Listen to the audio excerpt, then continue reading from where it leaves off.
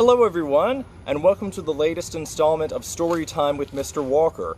And today we're reading one of my childhood favorites, Caps for Sale. Yes, I remember this was one of the first books that I remember as a kid, because in my elementary school we had this mural outside of my kindergarten class of this man sitting under a tree with a tall stack of caps on his head. And then my teacher later read the story, so it really brought the whole story to life for me. And so now I'm dressed as the cap seller.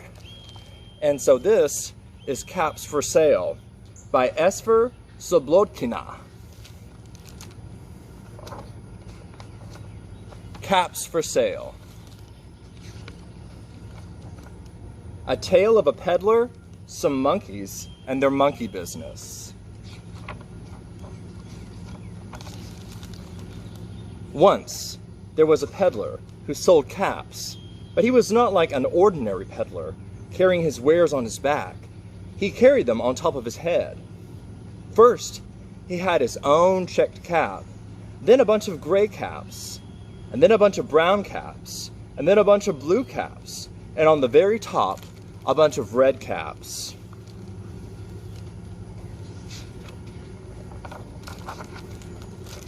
He walked up and down the streets, holding himself very straight so as not to upset his caps. As he went along, he called, "Caps! Caps for sale! 50 cents a cap!" One morning, he couldn't sell any caps. He walked up the street and he walked down the street calling, "Caps! Caps for sale! 50 cents a cap!" But nobody wanted any caps that morning, and nobody even wanted a red cap. He began to feel very hungry, but he had no money for lunch. "I think I'll go for a walk in the country," he said, and then he walked out of town, slowly, slowly, so as not to upset his caps. He walked for a long time until he came to a great big tree. "That's a nice place for a rest," thought he. And then he sat down very slowly under the tree and leaned back little by little against the tree trunk so as not to disturb the caps on his head. Then he put up his hand to feel if they were all straight. First he checked his checked cap, then the gray caps, and then the brown caps, and then the blue caps, and then the red caps on the very top. They were all there, so he went to sleep. He slept for a long time. When he woke up, he was fresh and rested. But before standing up, he felt with his hand to make sure that the caps were right there in place. All he felt was his own checked cap. He looked to the right of him, no caps. He looked to the left of him, no caps. He looked in the back of him, no caps. He looked behind the tree, no caps.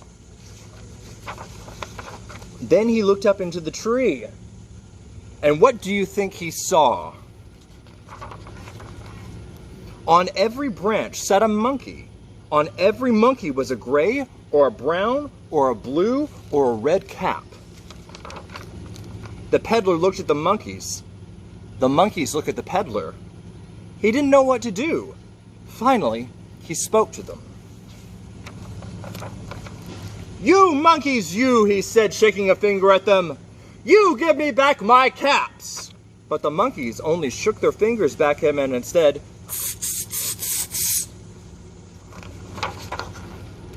this made the peddler very angry. He shook both his hands and then he said, "You monkeys, you give me back my caps." But the monkeys only shook their heads and then back at him and said, "Tss."